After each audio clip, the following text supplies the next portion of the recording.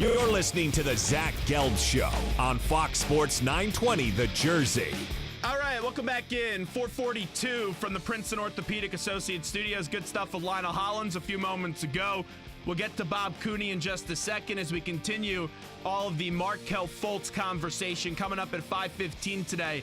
A man that coached Markelle Fultz in high school, his high school coach, Mike Jones, will join us. But now joining us from the Philadelphia Daily News, he does cover the Philadelphia 76ers as the Sixers, they now have their big-time core for the future with the process in Joel Embiid, Ben Simmons, and then Markelle Fultz, who will be drafted with the number 1 overall pick on Thursday night. Bob Cooney joins us right now. Bob, appreciate a few minutes. Thanks for the time, and how are you? I'm doing good. Thanks for having me, Zach. I appreciate it. Well, thank you for coming on. We appreciate you coming on. All right, so when this deal was talked about on Friday and then came to fruition, you had the workout over the weekend, and then it was finalized on Monday. What was your initial reaction about the trade that will land Markelle Fultz here in Philadelphia? Yeah, once it was all finalized and once you looked at exactly what the Sixers were giving up, I thought it was a great move for the Sixers. I don't think they hindered what their future plans are, which is a lot of assets there. I don't think they gave up too much. I think Boston is sitting in a position where they're looking more towards the future, or picking up, a big draft, a big trade, or a free agent, whether it be Jimmy Butler, Paul George, whatever it may be, maybe a Blake Griffin, and everybody obviously has talked about Gordon Hayward.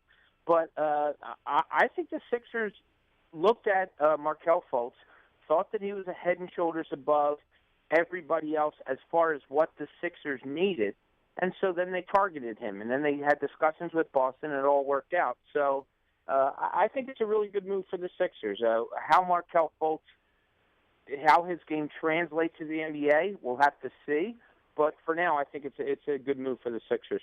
And the protections were brilliant because when we were speculating as our show was ending on Friday, a lot of people were fearing having to give up the Lakers pick and also the Kings pick. It's just a little bit of a head-scratcher to me, Bob. It seems a little bit too good to be true, knowing the way how stubborn Danny Ainge has been in his previous trades. Yeah, and that's, today I was walking out of the practice facility and Brian Colangelo was standing off to the side. They were having a little outdoor picnic or whatever, and he called me over and we talked, and I said to him, it shocked me. You were able to protect that you could still get the number 1 pick in those years. It seems like you did what you wanted to do. You didn't give up too much. And I think Brian, although he wouldn't admit it, I think he was very happy with the way this all played out. Now, like I said, I think Danny Ainge has something else up his sleeve. I think Boston, whether it's before draft night, on draft night, or after, I think they have something big cooking. And we'll have to see how that plays out.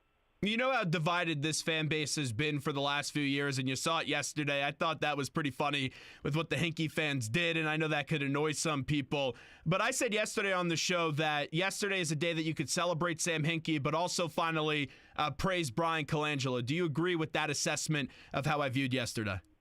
That's exactly what I wrote today. It was in today's papers and online yesterday.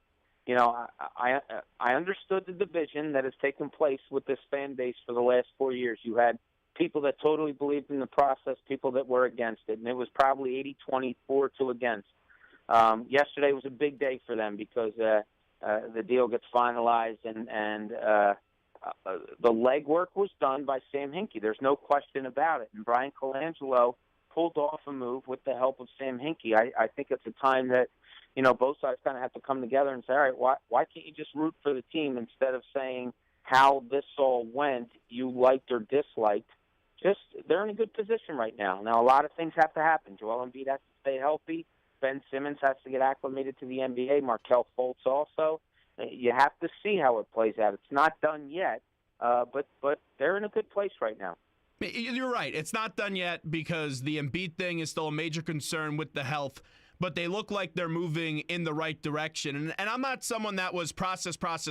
I was very anti-Sam Hinkie in our previous conversations. Then leading up to this year, I started to change my tune and do a 180 on that one. But I think a problem that the process people have, and it's a big problem, is that they're just agitated that some people who were so against Sam Hinkie just can't admit that, hey, there could be a chance, and it looks like it's a good chance that they were wrong.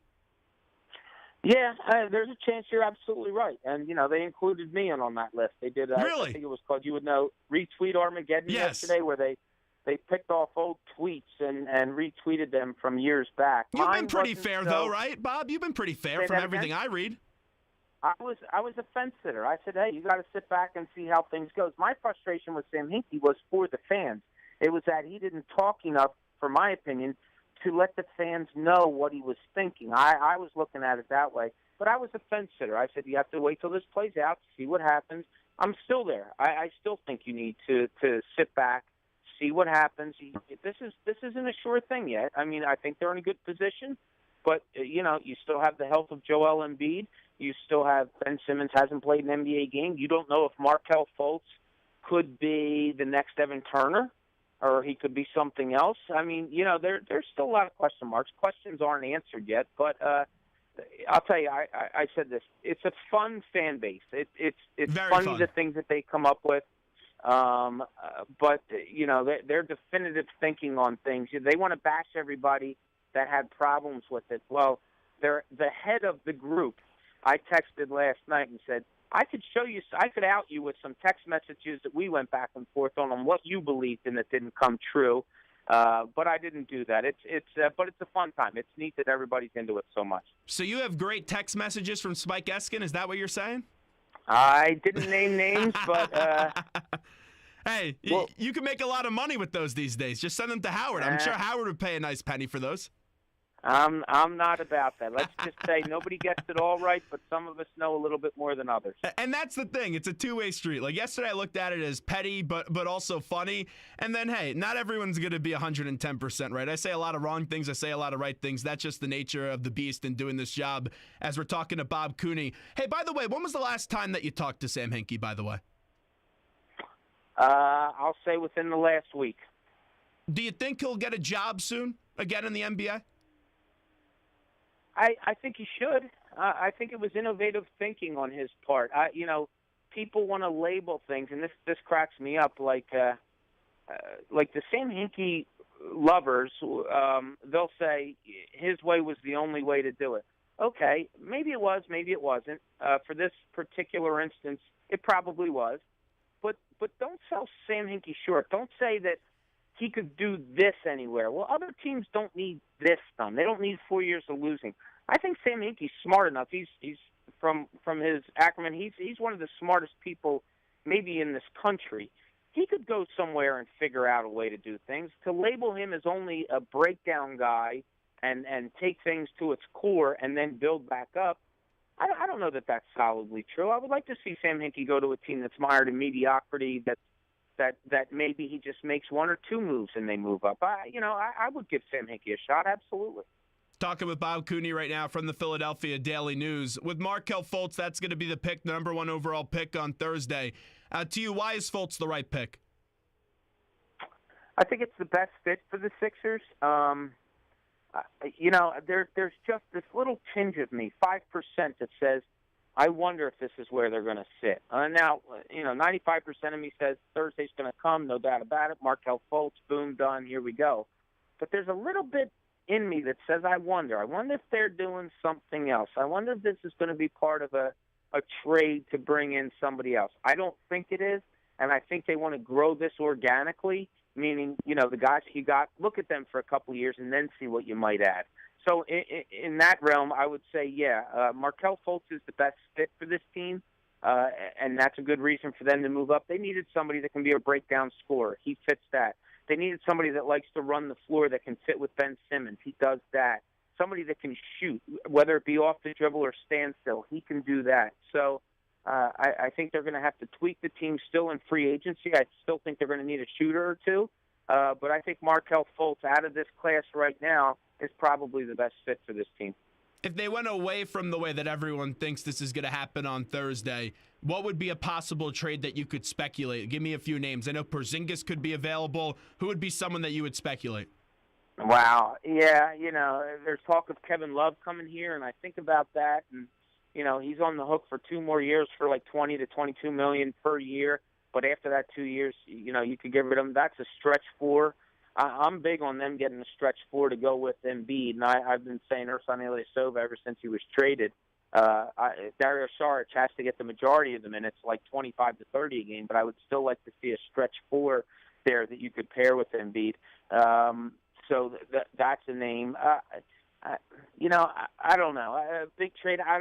Jimmy Butler.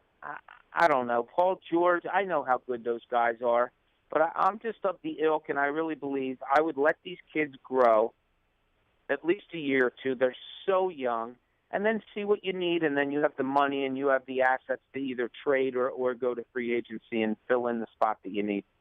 With the players that we assume they're going to have, we know they have Ben Simmons, and we're assuming they're going to get Markelle Fultz with the number 1 overall pick. How does Simmons and Fultz gel in that backcourt together, in your opinion? Yeah, I think that's a big reason why they moved up, because they think they can do well together. Fultz is not ball dominant.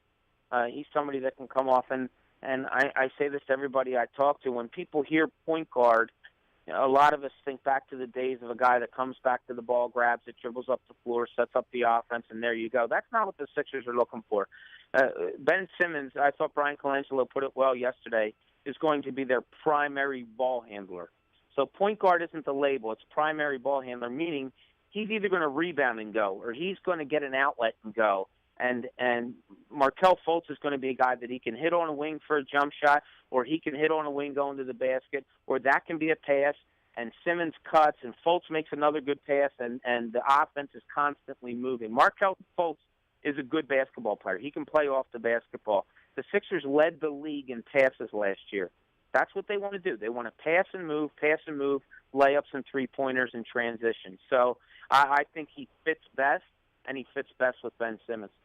Wrapping up with Bob Cooney from the Philadelphia Daily News. The negatives that we hear on Fultz, or I should say some concerns. The free throw percentage, we heard a little bit of some concerns about his defense, but a big one that's an interesting topic, and we've had 3 coaches talk about this. Seth Greenberg and Lionel Hollins called it a concern, and that is the 9 wins last year at Washington. But then on the other end of the argument, we had on Washington, the former Washington assistant coach, Rafael Chilius, yesterday, and he said, I don't know what more he could have done talking about Fultz except for to pass it out to someone, kick it out there for him, and then put it in the basket for them. Where do you lie on this debate? And I know we had it last year with Simmons about the concern of a player only winning 9 games and being the number 1 overall pick. Yeah, it's a little bit of concern. I mean, you go to Steph Curry, who was, a mid-major, played on a mid-major team and took them to the Sweet 16. You look at other guys that have carried teams throughout the years in college. That's a concern a little bit. But then you look at a Paul George who went to college and whose team never went to the NCAA tournament. So I understand that. And look, I don't. When I look at film of these guys, I don't look at the positives. I make sure I look at the negative tape. He concerns me in some areas. The motor at times was just turned off. I saw him numerous times on a high pick and roll get picked for like 5, 6, 7 seconds, where he just didn't even go after his guy.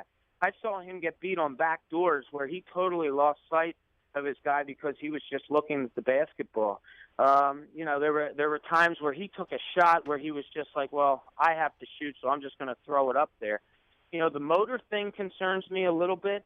I think Brett Brown, one of the best things that he does with these kids is he gets them to have a high motor. So I think that's easily fixable. But, yeah, you have to be concerned about that. If you're going to be the number 1 pick in the NBA, you would think that you could lead your team to, at the very least, a winning season and hopefully an NCAA tournament bid. 9-22 is not going to sit well with anybody. I got 2 more for Bob Cooney, who joins us. Free agency. Who is the big free agent this year, or someone that you think the Sixers are going to be in play for? Give me a name.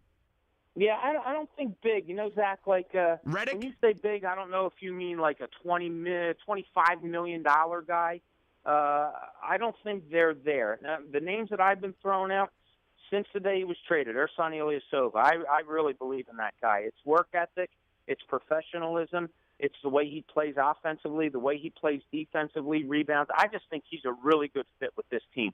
I would really, really look hard at that to bring him back for a few years. Getting another shooter wouldn't be bad. Everybody. I said J.J. Redick a month ago. He made close to $7.5 million this year. People are talking 18 to 20 million. If I could get him for 3 years and like 13, 14, 15 million, I would seriously look at that. I do too. Yeah, standstill shooter. I don't mind that at all. So those are two of the guys that I would really target. And, Ersan would be high on my list because for the people out there that just saw him play with the Sixers, I was there every day to watch the way he was respected by teammates, and it meant an awful lot. And this is a guy that kept his head down. When he was in a shooting slump, he stayed in the gym for hours on end. Guys that they really like, take an offensive foul, take a charge, rebound. He's a good passer. That's a guy I would seriously consider revisiting.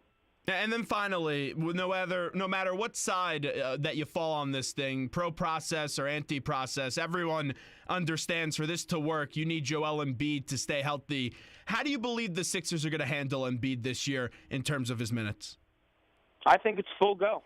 If there's no problems with him out there, and look, these guys, we go to the practice facility every day the last few weeks to watch guys work out.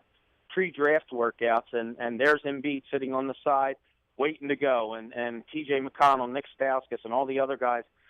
As soon as these workouts get done, they get on the floor and they play, and they're playing hard, and they're ready to go. If Joel Embiid is showing that he's okay, that there's no problems, I'm of the ilk that come training camp, if he has no problems, here you go, big guy. You're going to play 36 minutes opening night, and you better be ready for it.